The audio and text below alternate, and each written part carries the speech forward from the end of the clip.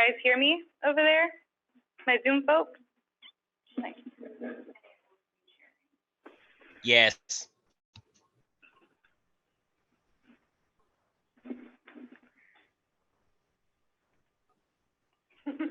Cool. All right. So I'm going to assume my people can see me over there, and you guys can too. Sorry, Carla, one moment. Casey, the slides are reversed. We're seeing the notes page, not the presentation page. So what? Hold on. Oh, hi. I think you click on display settings at the top. Thank you.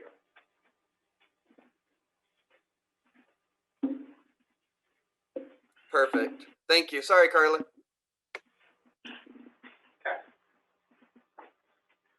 Oh, and then, okay, it works. Awesome. Thank you guys for having me here today. It's truly a pleasure to have this opportunity. My name is Carla Chacon, as you know. I am the owner of Chacon Consulting.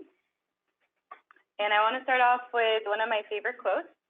And it's, if your business depends on you, you don't own a business, you have a job.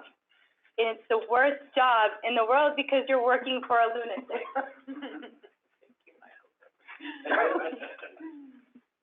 And it leads to a not so fun fact, but 80% of new starting businesses actually fail within the first stages of its growth. And to ensure that your company doesn't fail, it's good to base it off of a structure and a system. So that way, it's not just depending on the person of one, or the work of one person. So a little story. We have one about Sally and about myself. Sally is actually an entrepreneur. I call her a dreamer, like all entrepreneurs. She had an idea, a vision. She had a recipe passed down to her by her aunts, and she wanted to share it to everybody. And she started her own business. She, the business started booming. She ended up being a entrepreneur, a manager, and also a technician. She was managing finances, day-to-day things, and she was also doing the technical work, which was making the pies. And she started being very consumed by her work. She started hating it. It started becoming more of a task, like a job. But before she became part of a statistic, she actually looked for a consultant's help, and it guided her to build some type of documentation of how she runs her business day to day. So thanks to that documentation, the structure, she was able to pass down those daily tasks down to an employee and kind of bring herself slowly out of that, which is the goal of an entrepreneur, to have a self-sufficient business, but to also focus your mind on more important things that your business needs you in.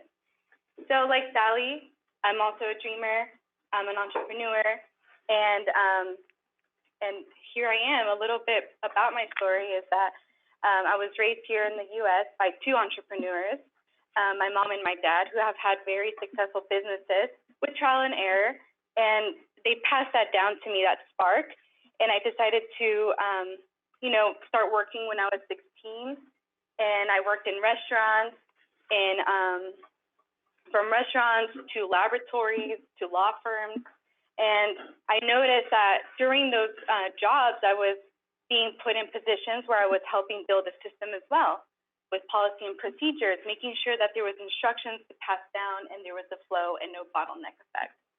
So with that being said, what Chacon Consulting is that I am an entrepreneur, I am a coach, and I want to help your business build a system.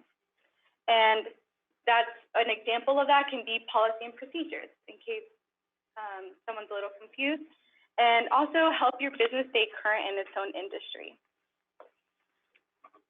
So this is kind of a small timeline. I started last summer doing my certification courses, kind of trying to build my strength in my knowledge. Then I moved down to Pensacola back in the fall, and early this year, I actually joined the SBDC. If you guys are familiar with it, SBDC is actually a program that the college in West Pensacola, they have this program for entrepreneurs where they just consult them and they help them with their business and project scope. So I was able to kind of create a small project scope of my business for the year and some goals that I wanted to set. And then early this spring, I accomplished registering my business under sunbiz.com, which is with the state of Florida. I know it's small, but it was a big milestone for me. And I actually started putting in my business into practice with some of my friends this summer. And I started making business cards, which is also a big milestone for me as well, and a website. And then present right now, I'm here with you guys, and this is also a huge milestone. And I have a current future vision for my business. I want to continue to help others and share my knowledge with you guys and have a sustainable business so I can keep growing. That's where I'm currently at. But I'm also facing some struggles right now that I really need some help with. I don't know where to start with having the right legal protection for myself and my business. I feel a little lost in that. I don't know if I'm currently registering my business the correct way, and I would really like to know because I would want to avoid a felony charge, you know? And so, yep, and also who, and it's important who, I don't really know who to market myself with right now because I just moved to the city. But, and especially because my background is so diverse in my professional experiences. So I need some guidance in that. And is marketing myself like how other people do it with websites, ads, is that really important for me in this stage right now as business owners? I don't think it is, but I would love some feedback or some suggestions. Any questions, comments, and concerns?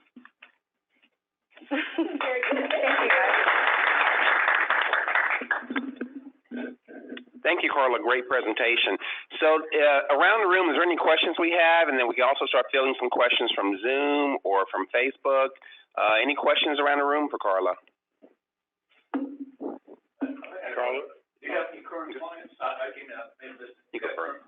I don't have a current client hello. I don't have a current client right now established, but I do have a friend that she has some questions and I've been guiding her. I'm a little nervous to take on an official client because I want to make sure that I have my legal protection and I have that person's protection as well. And that's really where I'm at. I started off by making a confidentiality agreement just so they can feel comfortable with me. But that's where I'm at right now. Thank you. I was going to ask, what is your background? My back. And you can repeat the question too. Mike, that would be good. Okay. Can you help me? Tell us a little bit more about your background. Like where I was born? Well, Your business background. My business background. Just about you and your background. Yeah. Okay, so a little bit about my background. In my professional career, I started working in a restaurant business. So I started from cleaning the tables to doing bar back to being hostess, but trying to learn every aspect of the business, even shadowing my manager too on doing payroll and stuff like that. He was very helpful with that. I eventually moved on to a laboratory job, and I just started being one of the girls that was cleaning the teeth. We did like orthodontic work, and then eventually I started finding that I could help in making instructions. I would type instructions so people in my department were on the same page, and there was a constant flow, and there wasn't any bottleneck effects in there. So then they started seeking that I could help them develop policy and procedures for the lab So me and another person were doing that for a while. And then it just became that I wanted to learn every aspect of the laboratory, and I started working in every department until it grew from 25 people to 150 people by the time I left. So it was a huge honor to be part of that. I eventually went back to school for a little bit. And then I initially wanted to do chemical engineering, but then I changed it to political science over time because I started working in law firms. Somehow I ended up in these random industries, but in the law firm also. They started off with just 25 people in their law firm, and I also just jumped right in and helping in wherever they needed me. And I started noticing that we needed some type of instruction workbook, and I started helping them with that and helping with policy and procedures too, but mainly was looking for things that were a problem and then putting them in documents so people were on the same page. And from there, COVID happened, the lockdown, and I decided to just go back to some studying, getting some certifications, and I decided to come down to Pensacola, and I'm here now just exploring this town and the possibilities here. Where were you before here? I was in Atlanta, Georgia. Oh, that's a big city to come to. A big city, yeah. So, a quick question. Yes. How much did that law firm grow? You said they had 25. Did they get big? Yes. So by the time I left, they had 125 people. And that was only in just a year and a half, or like a year. They had grown very, exponentially. So after that, I was recruited to a smaller boutique law firm. They wanted to do the same thing. They wanted me to help them build structure and start building departments. So when I went to that law firm, it was only like 5 people. It was a very small, hardworking boutique law firm. And from there, we ended up branching out to,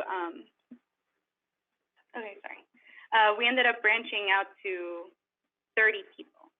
So it was pretty big for them. They have never had so many employees in the past, but then COVID hit. And like many businesses, it just started going downhill for everybody, and we were in lockdown.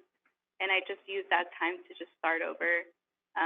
Maybe instead of just putting my efforts and skills in one business or an employer, I could help several businesses with the knowledge that I have gained over the past. So, Carl, what kind of certifications do you have? Business consulting. Business consulting? Yeah. And do you get a degree in political science, or you So, work, or? I guess a little background, and it goes a lot deeper to that. So, I am a DACA student. Are you guys familiar with DACA students? Yes. Explain it to everybody. Okay. DACA students are deferred action childhood arrivals. So it's like when your parents come to this country, but you were very young, so you didn't have documentation at the time, but then eventually you did. You have your Social Security, all that stuff. So with that, I was able to get an education, but I had a big roadblock. Our education was increased by 3 times as much by the time I was like in the first semester. So one credit cost was like $5,000 for me. And then I tried to go as far as I could by working full time and going to school, but there was a roadblock there. So I try to look for other ways by getting my certifications and just doing things that could still, I guess, strengthen my skills and still be legit. Is there any questions online that are coming in, we know? Yeah, Jody has a question. Yes, Jody. Hey, how you doing? Hi, Jody. Okay, you're doing a great job, Jim, with the technology. Oddly enough, you and I are probably going to need to have a one-on-one meeting. Are you multilingual? I am fluent, Spanish and English. Thank you. Okay, that's something I think that you should push. People should know that. Can you repeat? I heard Brian ask you what your certification was in, but it wasn't clear to me. Can you repeat what that was? In business consulting. Okay. And just a quick side note, from 2003 to 2005, I was living in New Orleans, and I'm highly organized. And I started a business. This is no joke. This is why we'll ultimately end up having to talk. But I started a business going into small businesses, entrepreneurs, small family businesses, and helping them create systems so that they could function at a higher level. Wow. I did it for a lot of years. And the one thing I will tell you, which was a game changer for me, was I became a member of BNI, which is a business networking group. There are several in the area. And it's usually chock full of small business owners or people who are affiliated with small business owners. It's a little bit of an investment. I think it's about $450 a year or something like that. But what you do is there's only one person in each profession in the group, so that you can go in, claim your profession, and then you don't have any competition. And you learn how to network appropriately so that you can get yourself in front of other small businesses to do that. That helped to grow my business exponentially. I sidled up next to a business banker from Chase Bank, and he loved me and he referred me to a ton of clients. So that's a great way to get into the small business scene here locally. It sounds to me like your zone of genius is like a system specialist. And so I would, if that's true, if I heard what you said correctly, I would really zone in on getting that into the headline of your business some way so that you can narrow it down. And the other thing that people are struggling with too is the difference between creating systems that are that are online and hardcore. So like I do a lot of work with people in paper, because even though we live in a digital economy, paper is real and it's everywhere, and nobody knows what to do with their paper. And I'm really good with that. But you should let people know, really, if you're creating systems for them, how you can do it, whether you can do it with people in different cities, whether it's a hard system thing or not. But I'm happy to talk with you, just, to share some of my experiences. The one good thing about getting into a small business situation like this, if you can become good at it, the business community, especially for mom and pop or smaller businesses, they talk. And once you do one good job, it leads to others. But I definitely think you need to play up your language skills and hone in a little bit more. Consulting is a broad term. Hone in, own what your zone of genius is.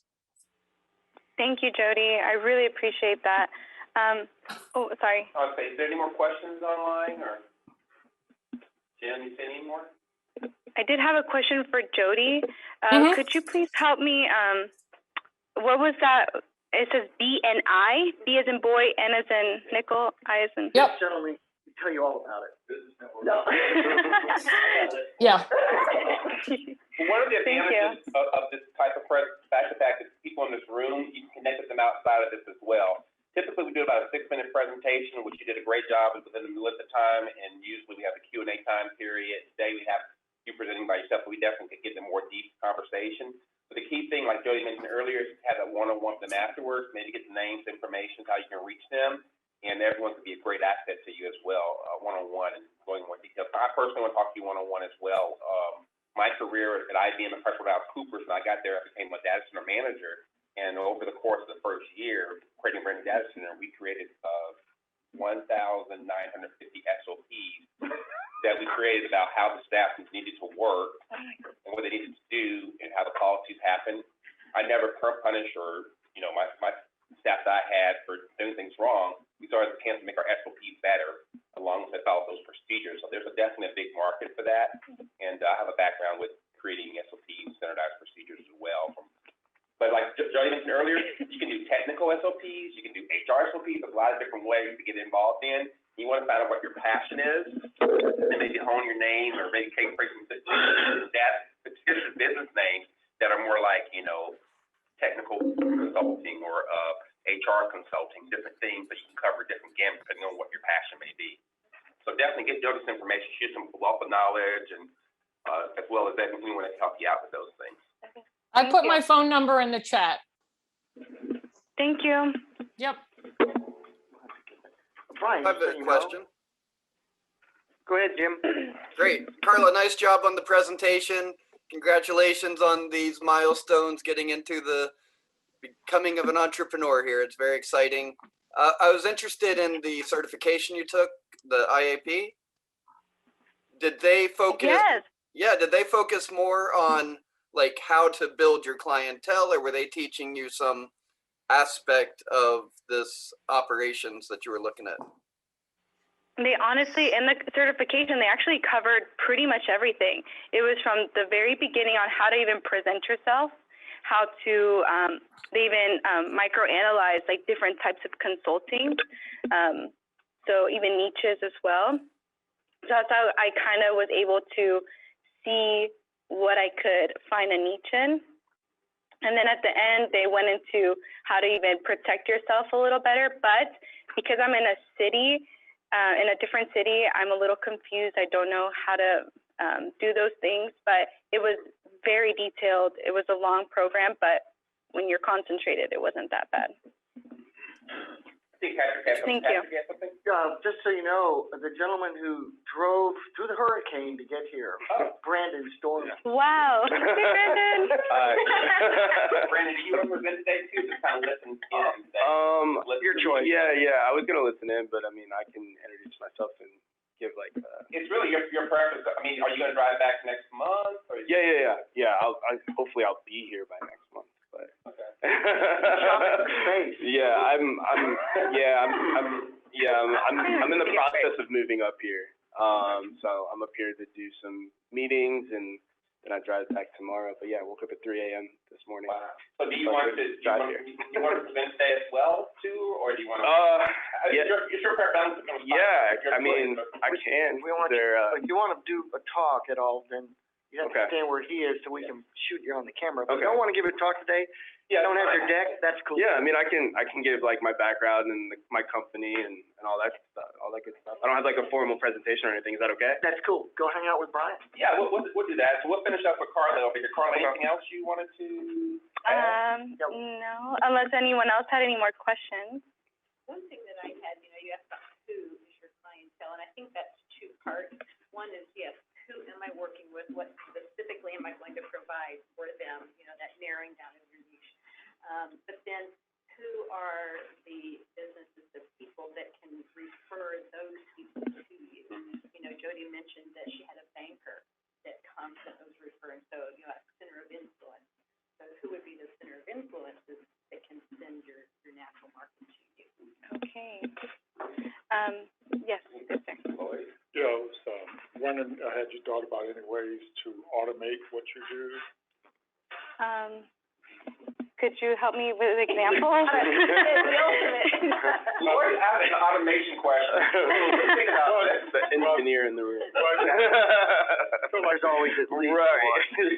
How can we make you have a consulting business, and you're planning on helping businesses do that. So the question is how do you kind of multiply that? So the way you multiply it is you have to automate the process that allows these small businesses to kind of maybe go through a process that you create and to create these procedures and SOPs or whatever.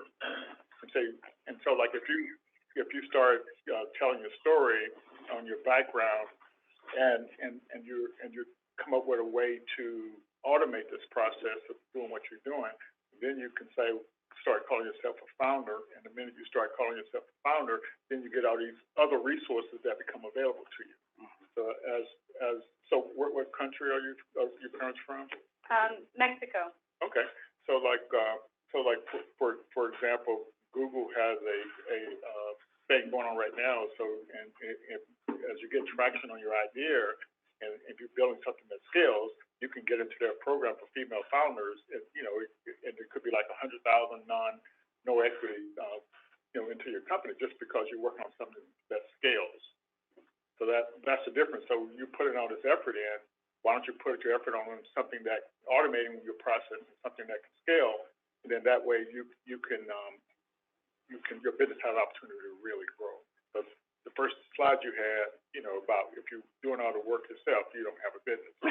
Thank you. And that's the goal. And piggybacking what Lloyd just said, I'm in the process of creating an online course. And that's kind of, I think, what, you could take all your expertise to create this course that you sell. So you're not selling yourself, as you just said, but you've got this program where they go through the steps to create their own. And for an additional fee, they could do one-on-one. You use that to be lead get started. So like our idea is the process that you get, so then we can consult together. And it's funny because they actually started doing a small version of that, but with my own business, like creating a small process. So it's just like, this is great, guys. Thank you. If anyone sees my face like scrunching, making funny faces, because I have so many ideas flowing in my head right now. I'm ready to call it Carla and Brian's Consulting Company. Small little piece of the company. Just to have part of my name, so when you're famous and you're a multi-billionaire, that you'll really. my brain, I'm like clenching this with Lloyd automation and creating video ways of SOPs, like somebody's Tina skills, videos, marketing.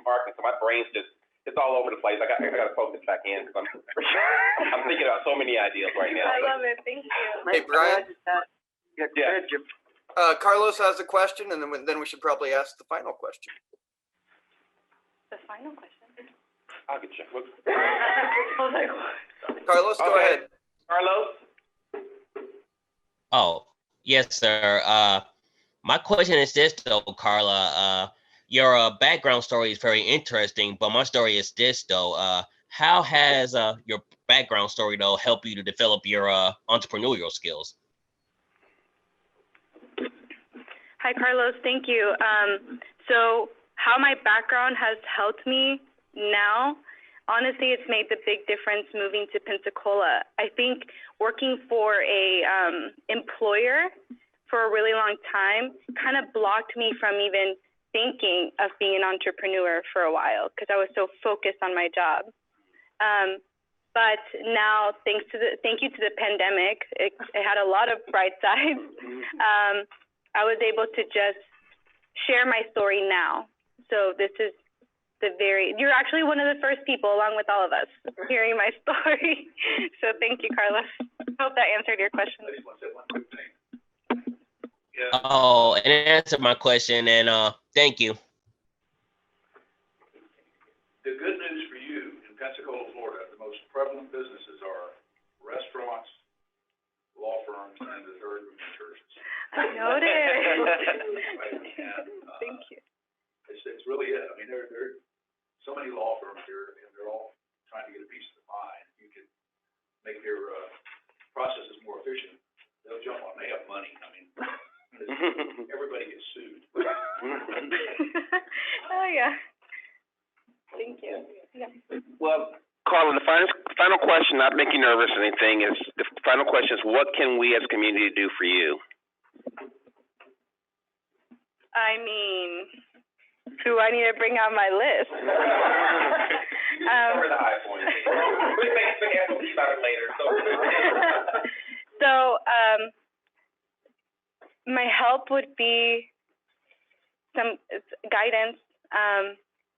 This is already a big step right here. I've had a lot of help just sitting here, but that's really what I can ask for help. And maybe if someone knows of somebody, I really want to be able to protect the person I'm going to be consulting and myself, so everybody's happy. Thank you. Well, let's give a call around applause here.